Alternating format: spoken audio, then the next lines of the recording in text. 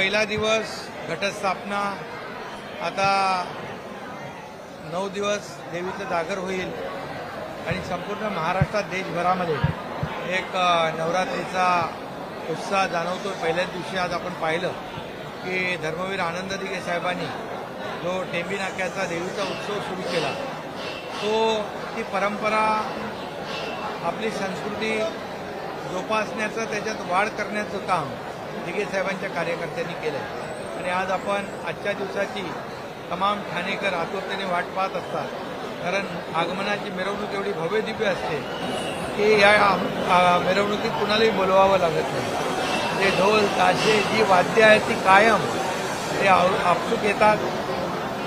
हजारो लाखो देवी भक्त या मिरवणुकीत सामील होतात, हे याचं वैशिष्ट्य आहे। आणि 9 दिवसामध्ये लाखो देवी भक्त, दुर्गा भक्त, अंबे भक्त सगळे येतील, दर्शन घेतील आणि अतिशय श्रद्धेने या नवरात्री उत्सवाचा आनंद घेतील। सर, केंद्र सरकारचा मोठा आज पहिल्याच दिवशी घटस्थापनेच्या दिवशी आज नवदुर्गेची सुरुवात होती आहे आणि जागर सुरू होतं। अशा पहिल्या दिवशी माय मराठी भाषेला अभिजात भाषेचा दर्जा केंद्र सरकारने आजच्या केंद्रीय मंत्रिमंडळ बैठकीमध्ये घेतला आहे। एक प्रदीर्घ असा मोठा लढ्याला यश मिळालं आहे आणि त्यामुळे मी या देशाचे आदरणीय प्रधानमंत्री नरेंद्र मोदीजी, या देशाचे गृहमंत्री अमित शाह साहेब आणि सांस्कृतिक मंत्री गजेंद्र शेखावत यांचं मनापासून अभिनंदन करतो, मनापासून त्यांना धन्यवाद देतो। आदरणीय मोदीजींनी महाराष्ट्रासाठी यापूर्वी देखील अनेक निर्णय घेतले आणि आजचा जो निर्णय आहे हा माय मराठीचा निर्णय, मराठी भाषेचा एक जो लढा होता, मराठी भाषा अभिजात भाषा म्हणून त्याला दर्जा मिळाला पाहिजे, हा गेल्या अनेक वर्षाचा लढा होता। आणि मला आठवतं आहे की नीती आयोगाच्या बैठकीत देखील मी आदरणीय प्रधानमंत्री महोदयांना या राज्याचा मुख्यमंत्री म्हणून मराठी भाषेला अभिजात भाषेचा दर्जा लवकरात लवकर देण्याची विनंती केली होती।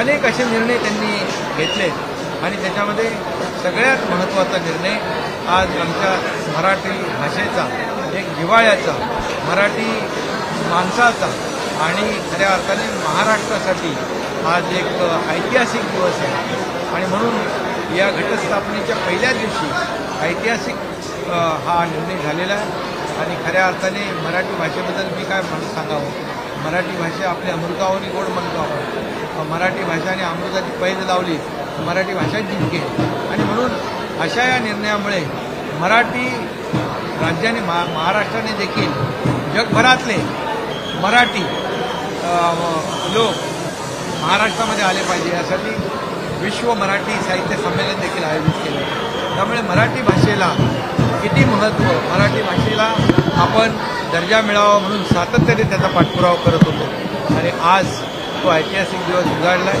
आजचा दिवस सुवर्णाक्षरांनी इतिहासामध्ये नोंद केला जाईल आणि म्हणून आजचा दिवस खऱ्या अर्थाने मराठी भाषेला अभिजात भाषेचा दर्जा मिळाल्यामुळे मराठी भाषा गौरव दिन हा देखील महाराष्ट्र सरकार साजरा करेल, कारण हे ऐतिहासिक दिवस असल्यामुळे हे सुवर्णाक्षरांनी हा दिवस आणि घटना लिहावी लागेल आणि म्हणूनच मी सगळ्यांनाच मनापासून धन्यवाद देतो, मनापासून अभिनंदनही करतो आणि त्याचबरोबर मराठी भाषा ही खऱ्या अर्थाने महानुभाव पंत आणि नामदेव, तुकाराम आणि अनेक ज्ञानेश्वर, अनेक संतांची ही देणगी आहे आणि म्हणूनच त्याला महत्त्व आहे आणि म्हणून मराठी भाषेचा जास्तीत जास्त वापर केला पाहिजे, मराठी भाषा जास्त लिहिली पाहिजे,